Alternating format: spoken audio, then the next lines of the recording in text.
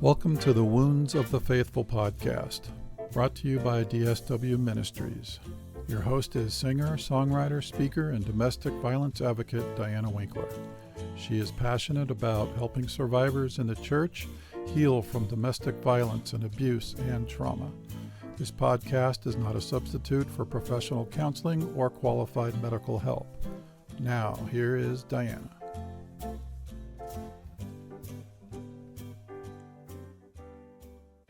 Hello, everyone. Welcome back to the podcast, The Winds of the Faithful. I hope that in your neck of the woods, the weather is great. I'm not going to mention the current events because by the time you hear this interview, all the current events are probably old news because I'm recording way ahead of time. Out of popularity, everybody's been contacting me to record interviews. So who am I to turn them down? I've got a wonderful lady today on the podcast, Anna Megrelishvili, and she is coming on to tell us her story.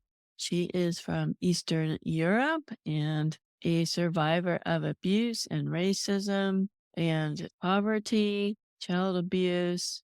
She did come to the United States to go to school on a scholarship, and then going to tell us how she met Jesus along that journey, the twists and turns of her life, and we're going to see what she is doing today, the ministry that God's led her to. She was in corporate America, and now she is helping others to heal and bringing Christians together to network.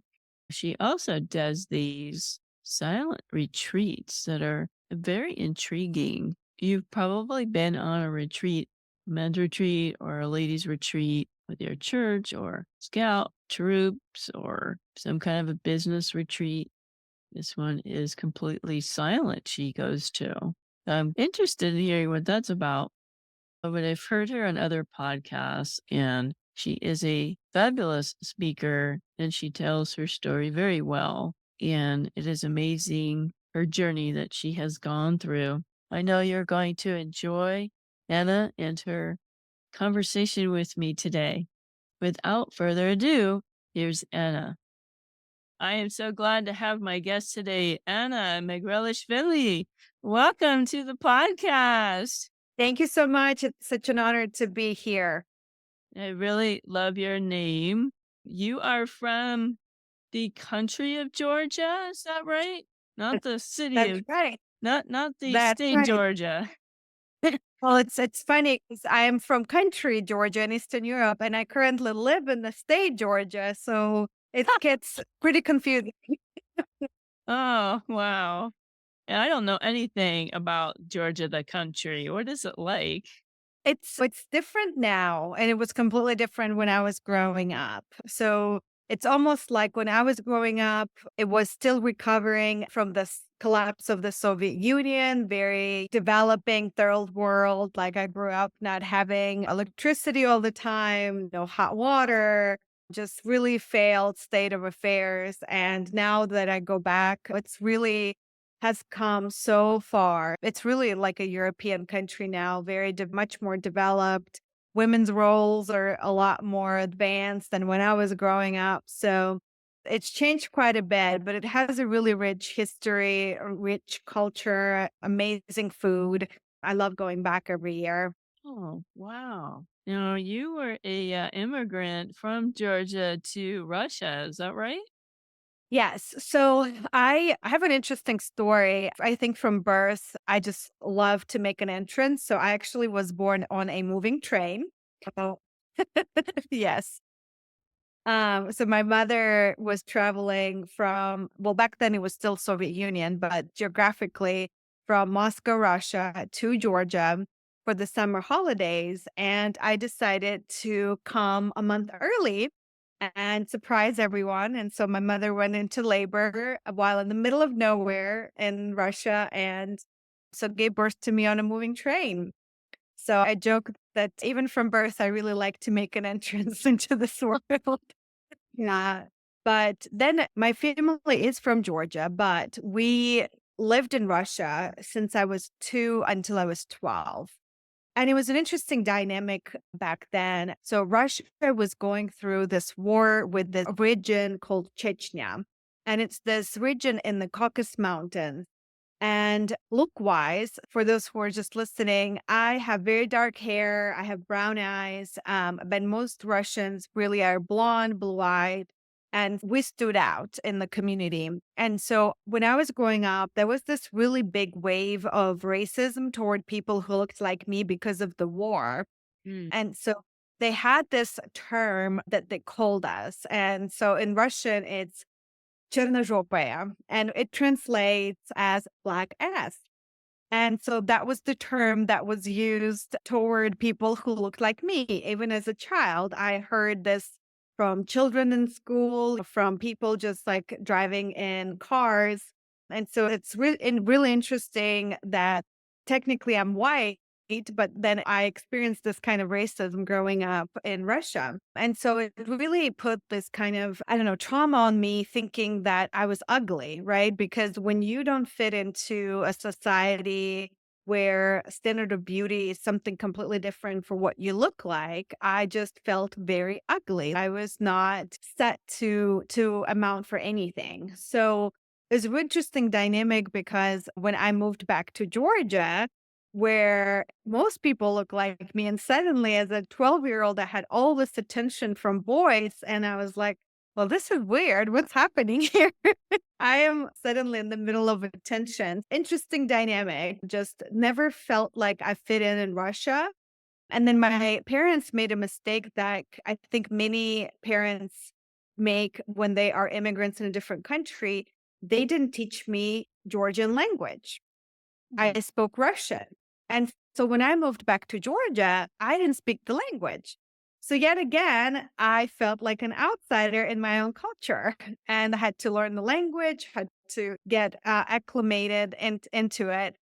And so this kind of continued when I moved to the United States by myself. And so I never felt like I belonged anywhere. I always felt I don't know where I belong. And we'll get to it. But part of it also, like I was atheist most of my life. So I Yeah. didn't have perspective, godly perspective of who I was as a human, as a daughter of God. So felt very lost for a very, very long time. So that's just kind of part of the storyline. So as all of this kind of external dynamic going on culturally and politically, in my own family, then there's this whole turmoil happening at the same time.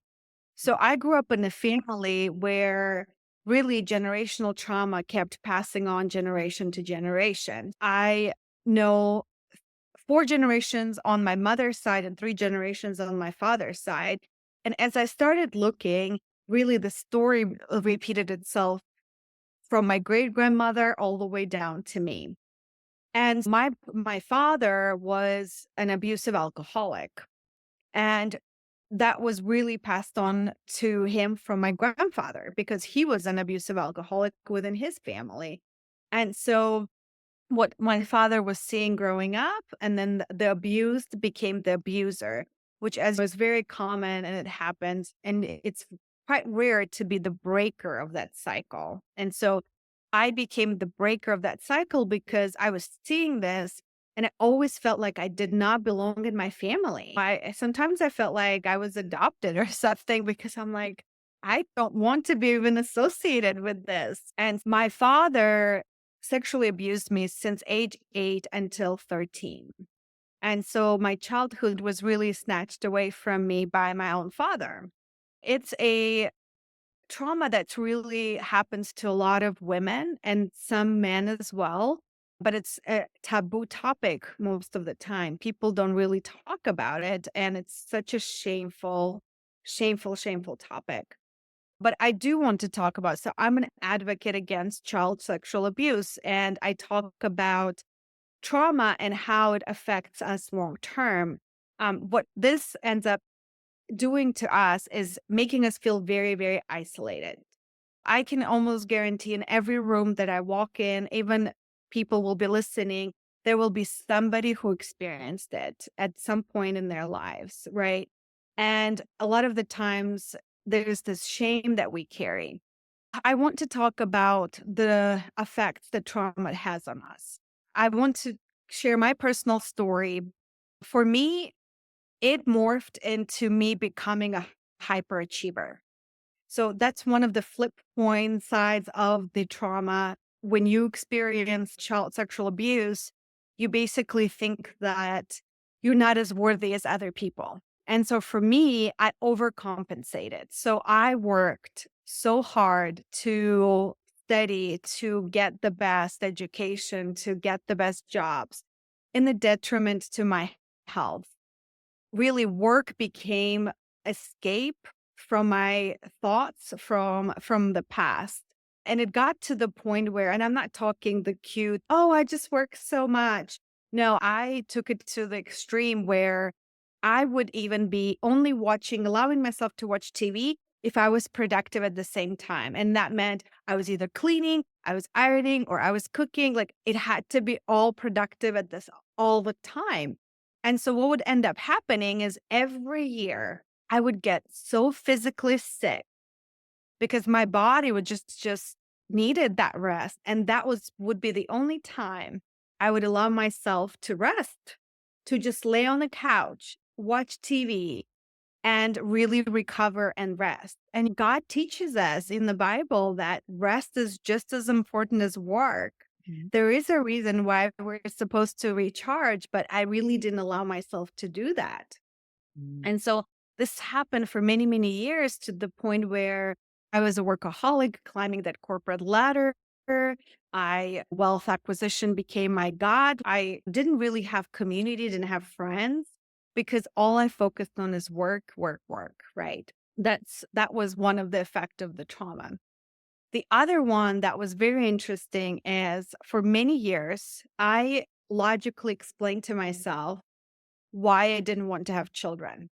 And it was completely logical explanation like my lifestyle does not allow for children. I can help more children if I don't have any.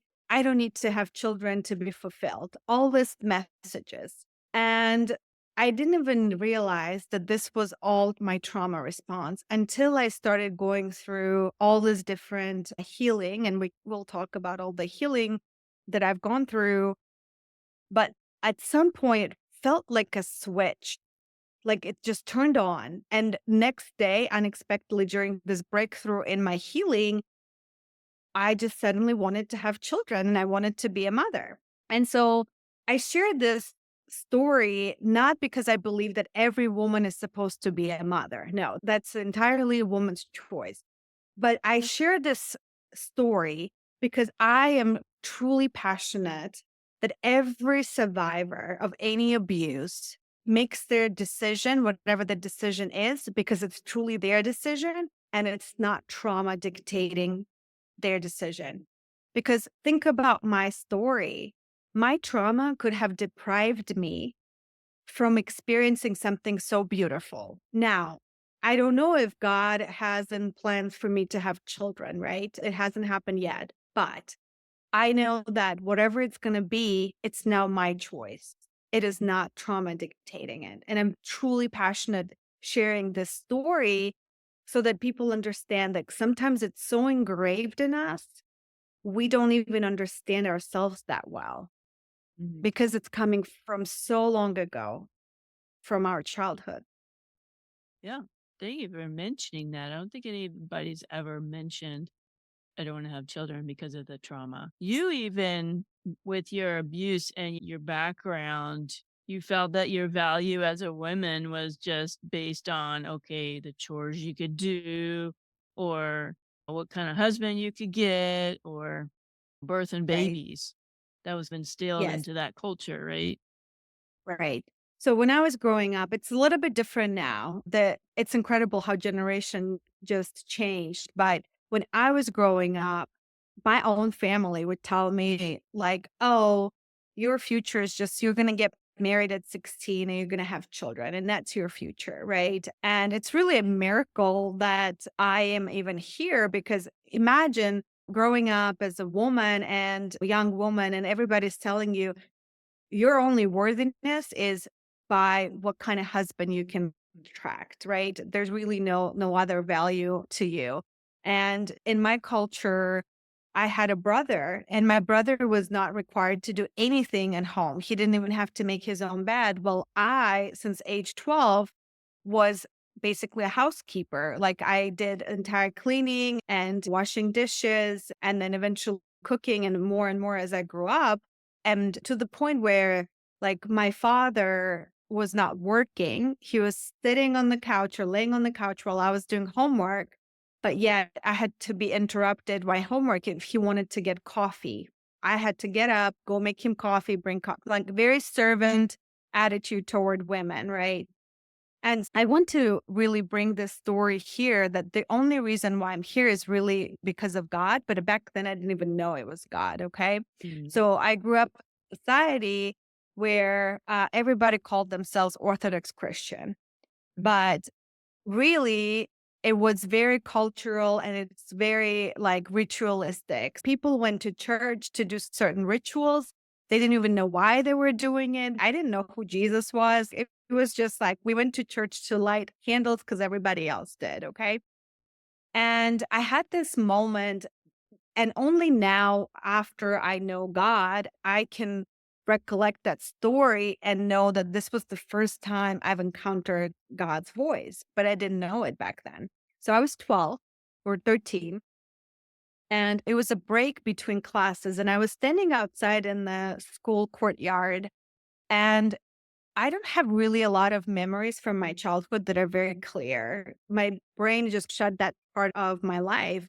But this particular memory is crystal clear, like it happened yesterday. So I still remember even cracks in the road and what weather was, what I was wearing. And I was standing, and suddenly it seemed like everything around me just has gotten quiet and still. And I heard this voice say, "You are meant for more than this life." And it was such a powerful message. And I thought that it was me speaking, right? All this, for the most part, 20 plus years after that encounter, I believed it was my voice. I talked to myself to say that you are meant to do for more than this life. But after I learned who God was and I really had this awakening, and I'll talk about that here shortly, looking back, I was like, oh, that was the first time God spoke. And it was God, because if I was talking about myself, why would I say you are meant? I would have said I am meant for Right, right. more than this. And first of all, and then second of all, like, why would a little girl who's been told from her childhood, she's nothing, she's worthless, right? She's not meant for much, suddenly have this powerful message inside, right? That's just God speaking. And that was really a turning point in my life, because suddenly it felt like fire was just burning inside of me. And I was like, I am going to get out of this life no matter what. I will figure out a way to get out of here.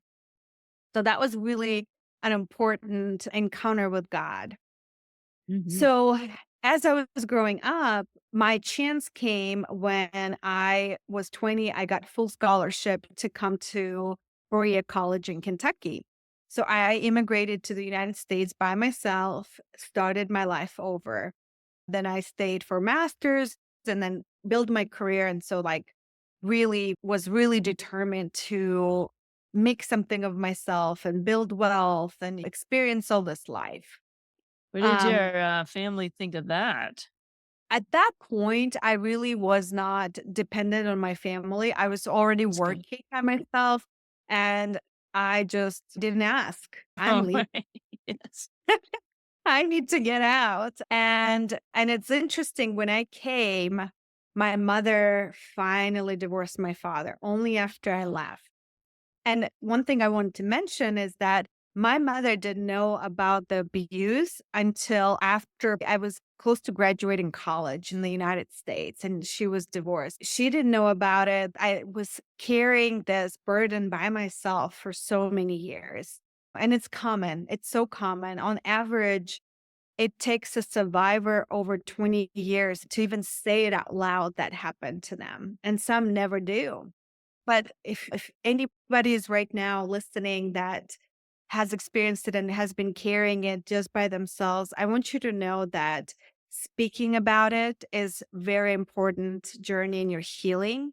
And I hope that you can find somebody who you can tell your story. They don't need to say anything. You just need somebody who will just listen. That's a really important part of the healing journey as a survivor. Yeah. Yeah. And as I was living in the United States, I was an atheist the entire time. So I want to tell the story of kind of how God moved because that was really supernatural. I think he knew with me he had to do something drastic to wake me up. I'm here in Atlanta. I was making a lot of money. I was in this corporate sales career. I could take any vacation I wanted, but yet I always felt like something was missing. I just remember I had this big dream of buying my own condo in the big city, and I achieved it in 2020. And so I renovated it, and like it looks exactly the way I dreamed. And a month goes by, and I'm sitting on my couch, and I'm thinking, okay, now what? I've achieved what I thought will be the happiest thing I will ever do. And a month later, again, I'm unsatisfied and I'm wondering what's next. So this question just kept being repeated in my head like, there has to be more to life. Like, I cannot just continue just working so that I can buy the next thing and then feel a month later that, again, I need to find a different goal. So a few months go by and I get awakened one night in the middle of the night at 3 a.m., wide awake. And I've never prayed in my life.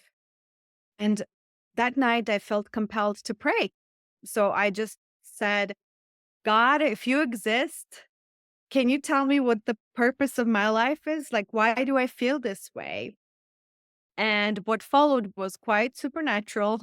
I heard an audible voice outside of myself, gave me specific instructions: go to the store, prepare lunches, feed the hungry. I freaked out, thinking, am I dreaming, pinching myself? Somehow managed to go back to sleep. I was like, I'm going to deal with it in the morning.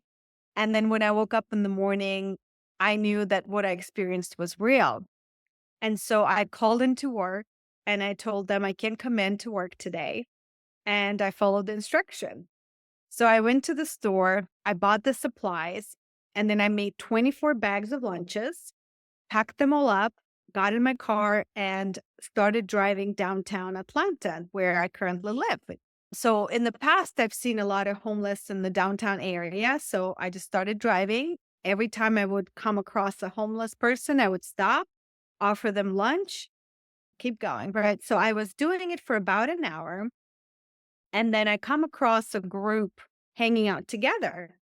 I park my car, I count them, and I have exact number of lunches in my bag, which I was like, wow, that's weird. So I get the whole big bag, walk over, and I say, hey guys, I packed some lunches. Would you like some lunches? Everybody is happy. Give them all out. Okay, I'm done for the day. I fulfilled the instructions. I was about to get in the car, and suddenly one of the homeless ladies calls me and she says, honey, come over here. So I walk back over and she says, I have a gift for you. And I'm like, wow, a homeless woman has a gift for me. I should be giving you more than lunch. I'm just like, wow, what's happening? And so she has this big bag that has all of her belongings. So she's rummaging through it, looking for this thing. Finally, she finds it and she pulls it out and she hands it to me with a smile. And so I look at it and it's this little bird made out of clay and it's a sparrow. And on its chest, it was written, now in God's hands. And when I read that phrase, I just burst into tears. I felt like something just lightning struck my heart, right? I just was sobbing in the car.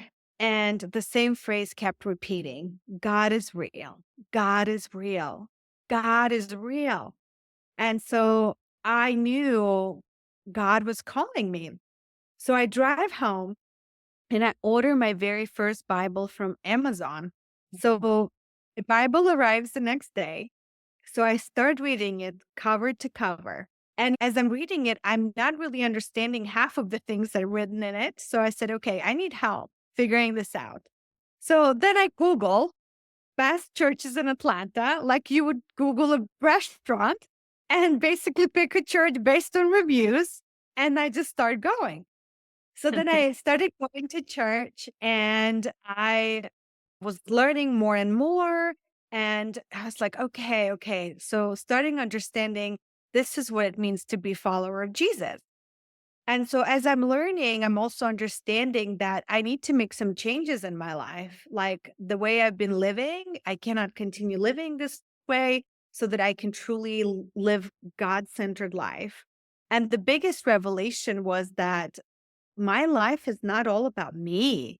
God wants us to live our lives where it's about Him and His mission and how we can fulfill it on this earth. So, about a year later, I got baptized.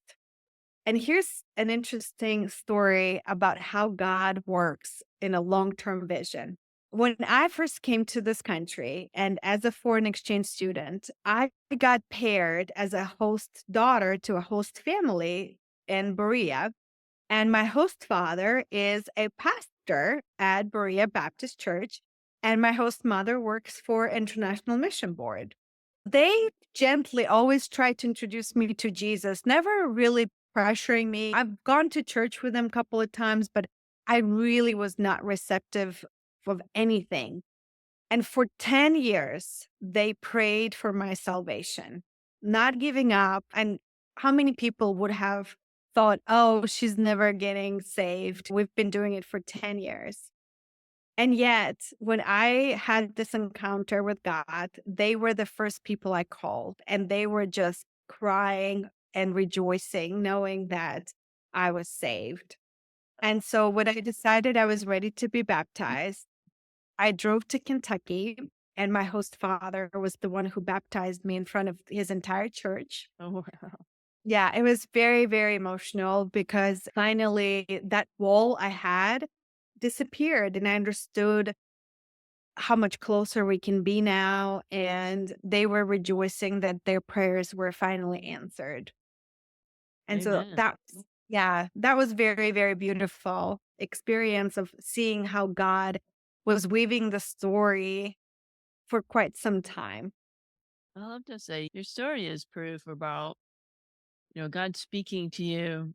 It's not always to be called to be a missionary, or some people hear God's voice, quote unquote, and they go and start some cult somewhere. It's simple. Go and pack some lunches and help the homeless. That is like your faith with feet. This is what Jesus did. He went out there and fed the hungry and ministered to the people that were forgotten about. And that's how we know that it was from God, because that's what Jesus would have done, Yes, right? Yeah, just simple and exactly. easy. And think about it. Yeah, in our society, homeless people are considered to be on the bottom of our societal pyramid, right? But Mhm. listen to what God showed in this story and my testimony. Even somebody who we considered on the very bottom of our society has done such a significant deed and gave me a gift of salvation. You still have the My bird. life, I still have the bird. I keep it in my prayer room where I pray every day and I look at it as a reminder. I wish I didn't think in that moment. I wish I could have taken her name, picture. No, That I was was my next such question. sad. No, I never seen her again, but I really pray for her because I truly hope that I will see her in heaven because I want to thank her for what she's done for me. She has changed my life in such a tremendous role. And so I share this message so that people understand that God views every person on this planet, no matter if their socioeconomic path, as somebody who could be of significance, who could play a role in his plan, who can make positive change And we really truly should care about every single person, not just people in our immediate circle. We really should open this up that we're meant to really help the community beyond just our immediate family. But going back, I think we can talk now, pivoting toward the healing, right? Like just the Yeah. healing journey. I think that's also important. I want to share some of the practical things that I've done and what worked, what hasn't worked. I've done pretty much every single type of therapy out there, and some work better than others, but I want to mention a couple that has helped with some of the experiences that I've had. So the biggest thing that helped me, because I had a lot of triggers from my childhood, things like I would sleep with a pillow over my head. If somebody like would make a loud noise, I would be scared easily. Just different triggers that really come from the childhood. And the type of therapy that really helped me is called EMDR. And it's not a very common, but it's used to really treat effects of PTSD. And as a trauma survivor, we have PTSD, and those triggers we can really control. And so that trauma helped me to really dissociate my identity from my trauma. I think this is a great place to pause and a story and continue on our next episode where we will tidy up the loose ends of where she is now. What is she doing with her ministry? How is she helping others? How did she heal from all that abuse and trauma from her past? So I wish you a wonderful week. God bless you. Bye for now. Thank you for listening to the Wounds of the Faithful podcast. If this episode has been helpful to you, please hit the subscribe button and tell a friend. You can connect with us at dswministries.org, where you'll find our blog along with our Facebook, Twitter, and our YouTube channel links. Hope to see you next week.